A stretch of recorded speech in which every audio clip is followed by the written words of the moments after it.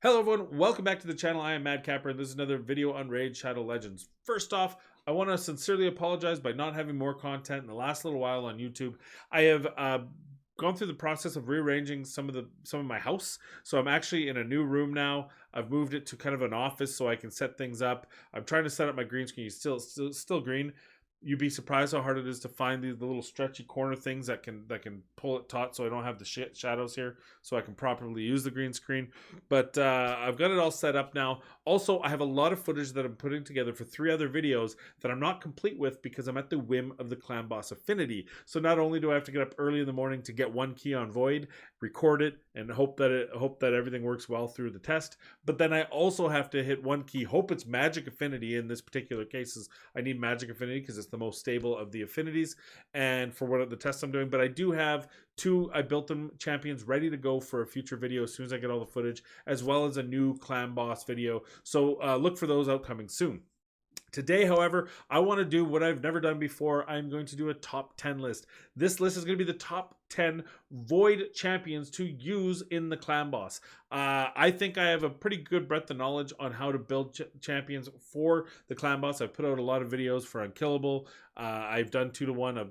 My original one was with Skull Crusher. So I wanted to put out a video that was going to help you possibly build with your brand new champions that you may not know exactly how to use. So we're going to do that. Few disclaimers. First off, I did leave a couple champions that you're going to be like, well, this champion could be used. I tend to keep speed boosting champions out of the mix just because I want to tune champions. And yes, if you know and can predict exactly when the turn meter boost and the speed boost happen, then you can build a team around them. But those are pretty next level, so I didn't want to give you a champion that might be your first champion and go, here, use Arbiter and figure it out. I don't think we want to try that.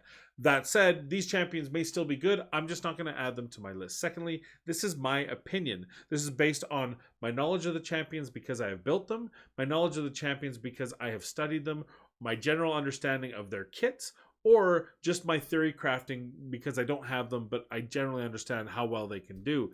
It is not definitive. It is not meant to be the be-all, end-all. I'm sure you have champions that you think are better, and that's okay. This is my list and just my opinion of what's going on. If you want to see any of these champions built out, and I have them, and there's a few I don't, but most I do, then please let me know. I'll build them out. I'll put together a team, and we'll throw it into a Nightmare and an Ultra Nightmare Clan Boss team, and I'll show you what kind of damage they have done for me. So with that said, let's jump right into it. And I want to start with a couple of honorable mentions before we get into the top 10. I want to talk about Titan, Woolroom, and Whisper. I want to talk about these very briefly. First of all, if you look up Whisper Clan Boss, there are a bunch of videos from back when she was first released as part of the Amazon Prime gifts.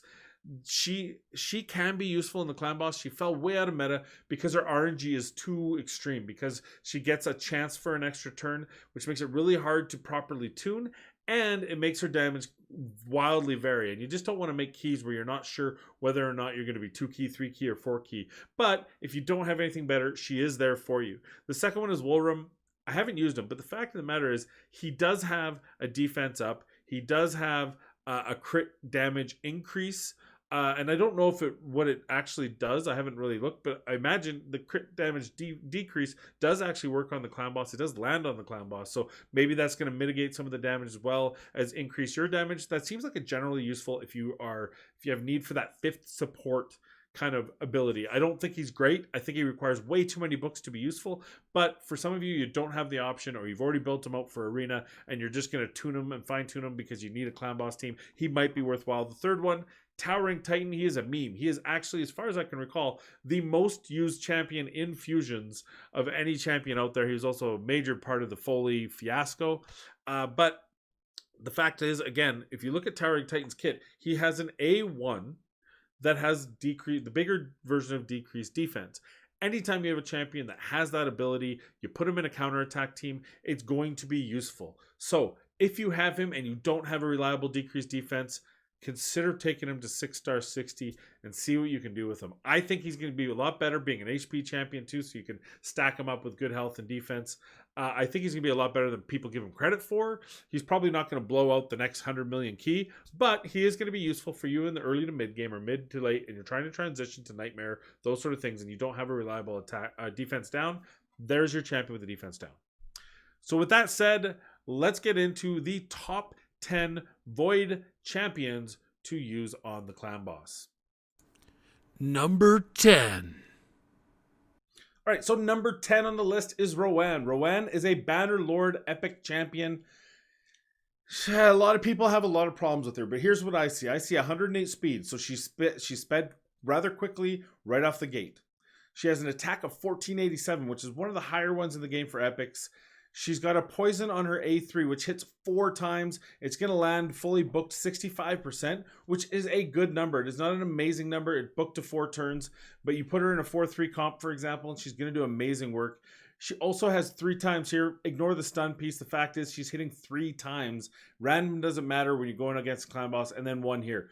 Her downfall is right here that her heal, she hits on heal reduction. She's going to land that if you book her to land her A3. So that is one problem. She's going to take up a spot based on that heal reduction. Unless maybe you're putting her with a vizier that's able to extend debuffs around that so she doesn't land that thing. But overall, she does amazing damage. She does way better damage than Kale. I've done many a test, many a time. She out damages Kale. She out damages a lot of other champions because she hits so hard. Aside from the poisons, she's going to do major work for you. So that's number 10, Rowan. Number 9. Number 9, and I know this is going to be everyone's favorite meme, but I got to tell you, you look at his kit, and Bellinor might even be higher than number 9. I put him at number 9 just for the meme, because I know if I put him any higher, you guys would absolutely be throwing me out the door. But let's face it, there's only one champion in the game that has a decreased defense and weaken at 3 turns, 100% out the gate, and that is Bellinor. Venus needs books to be 100%. Raza needs books for cooldown and to be 100%.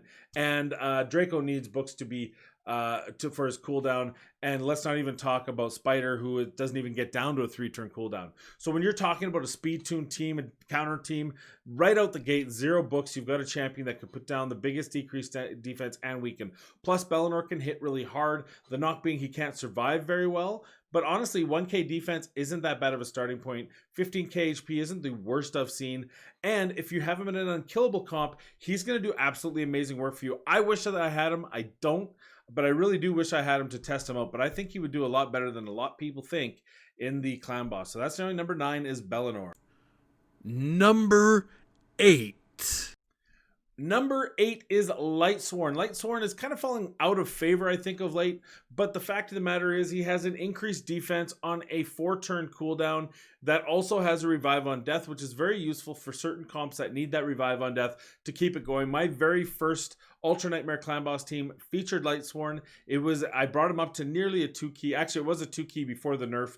And then after nerf, I had him nearly at 2-key. It was at a 3-key. But eventually I replaced him with speed. But the fact of the matter is this ability, plus he can put a decreased attack, which is a 3-turn cooldown. So if you want to really make it eat, or if you do a 4-3 on him, so it can always be up. This is a great ability. The problem is it's not on an A1, and I think that's the biggest problem, is that it's a little scary using him for it, being that it's on a cooldown. And then his A1 hits 3 times, which means he's a Giant Slayer champion. He's defensive base. He can sustain a ton of damage, and he hits reasonably hard with Giant Slayer. He's a great all-around champion to use in the clan boss, and if you have him, you should probably be using him. So that's my number 8 is Lightsworn. Number 7.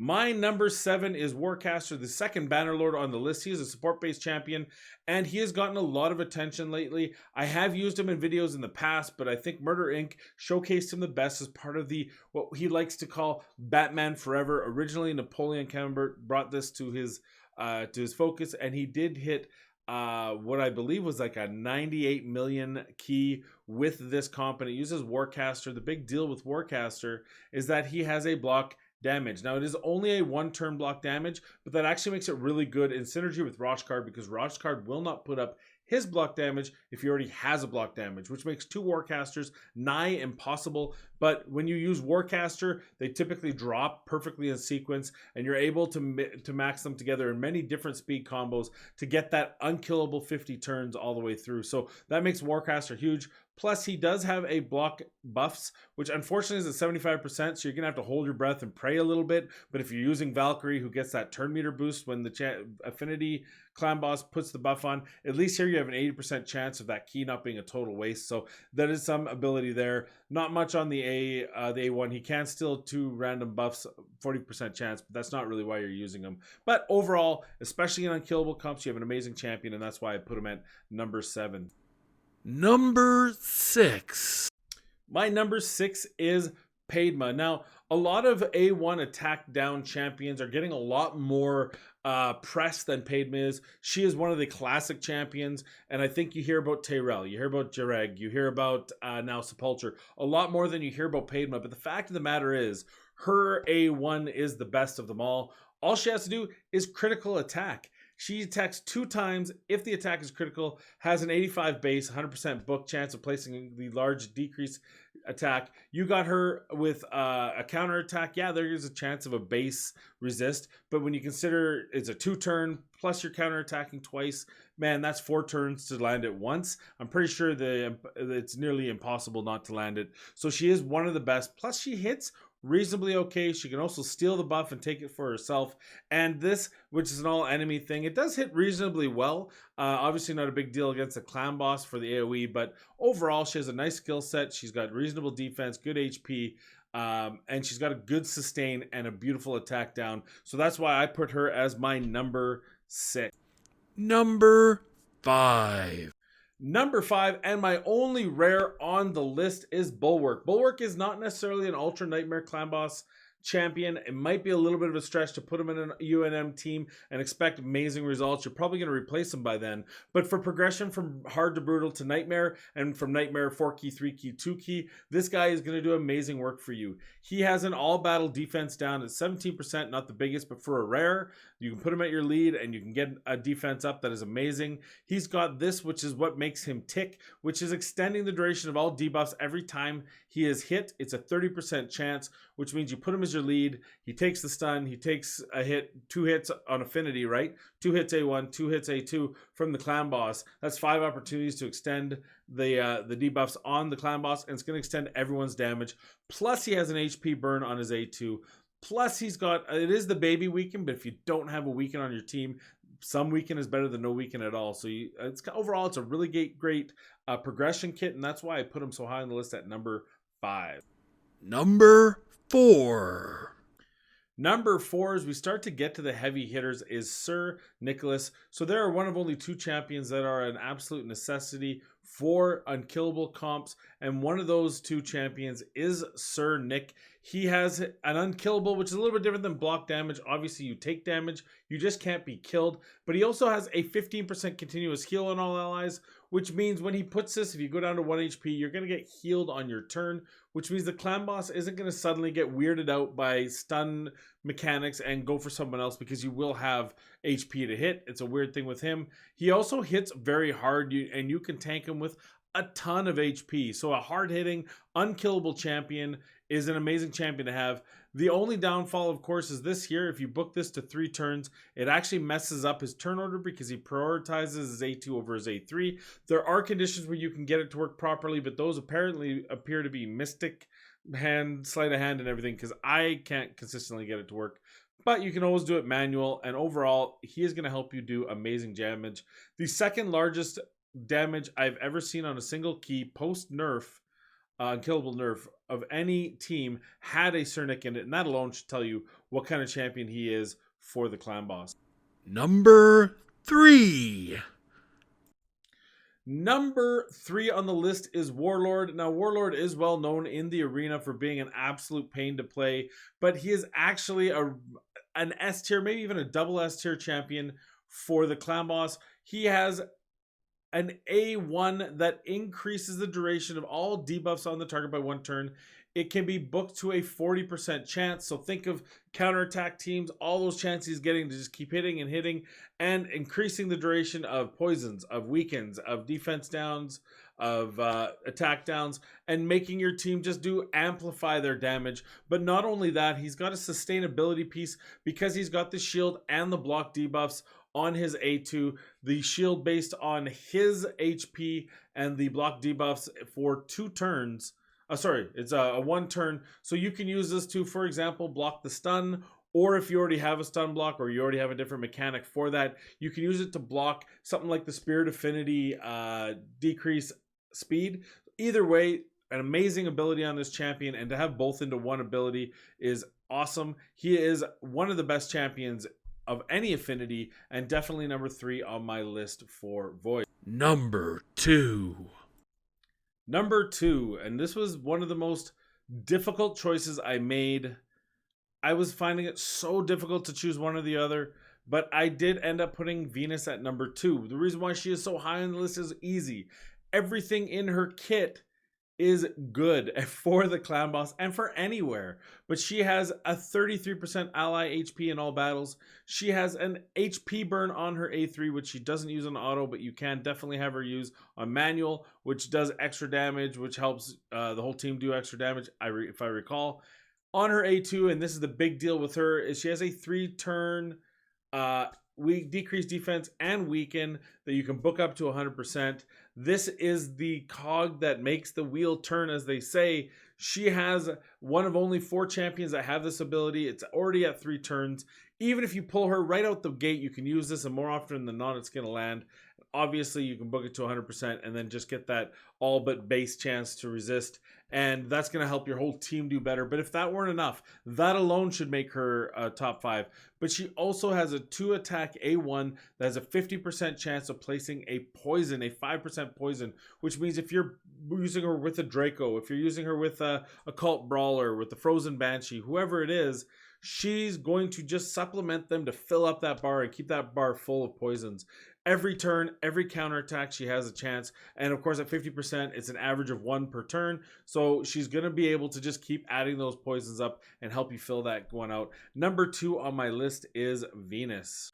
All right, before I get to number 1, there are 2 champions I want to mention that I purposely left off the list for very specific reasons, but are definitely top 10 champions for the clan boss. The first one is Siphi, and Siphi's A2 is the whole cog around it. She fills turn meter, she increases speed, increases defense, and block debuffs all 2 turns on all team, which means you can actually build your team around the increased speed that you know it's coming on a 3-turn fully booked cooldown. So you know that's coming at all times. You can actually build your team with less speed, more damage, more crit. You can take teams to Ultra Nightmare with attack boots, with defense boots, with HP boots, rather than having to use speed boots to hit those higher speeds.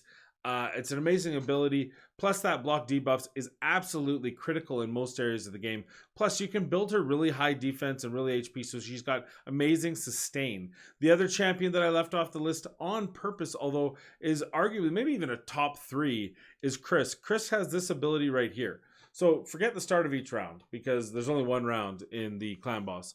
But has a 75 bookable to 100 to land, decrease attack, and decrease defense for 1 turn every time he's hit. Well, the clan boss is going to hit him almost every time. If you can get him to stun as well, then it will be every time.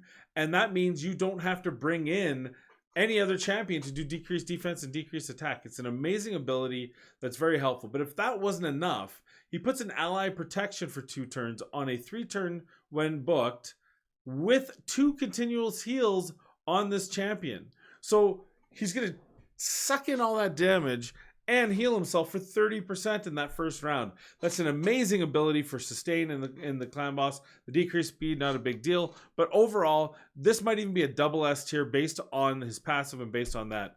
And the fact that he's got 1,500 defense to start and 20,000 HP. He is an amazing champion for the clan boss. The reason why I lift those 2 off is quite simple.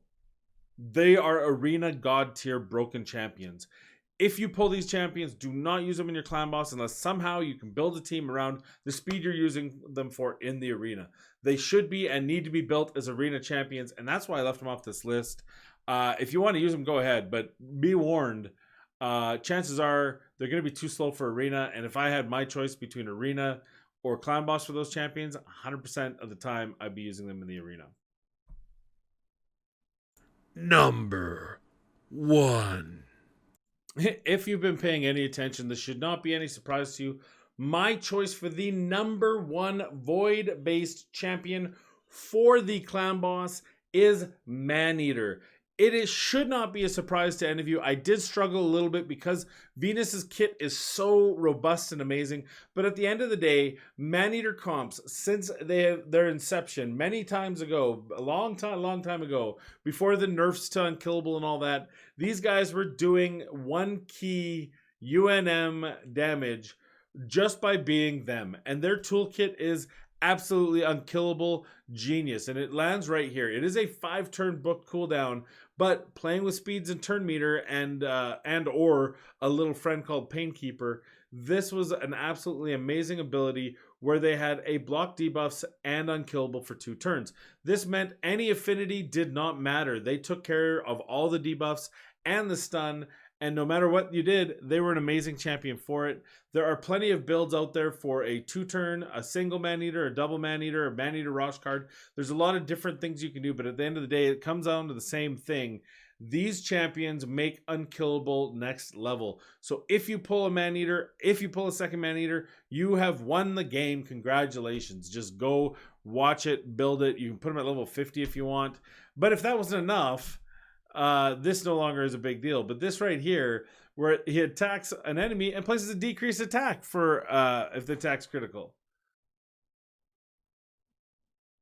All right, well, let's take that. So maybe you've only got one Maneater and you're using him in some kind of weird comp. Maybe you're using him where the stun is still vulnerable for another champion. Well, guess what? The stun's not going to hit as hard because of the decreased attack. So this is my number one. What do you think? Did I hit the right ones? Did I miss some? Were there some you don't agree with? Do you think that Bellinor should be number one? I could make the case for him being top 5 just based on his toolkit. But without having been able to test him, I should probably not do that. But let me know what you think. Is there a champion you like better? Is a champion that you think shouldn't be on the list? Leave it in the subscription or in the comments down below. Also, please feel free to subscribe, like, and notify for when I put out new videos, hopefully weekly. But, it depends a little bit on content, Plarium. Depends a little bit on content. Also, keep in mind, I hope you are staying safe. Please wash your hands, social distance, and be safe during the COVID time. And most importantly, be kind to one another. And I will see you in the next video.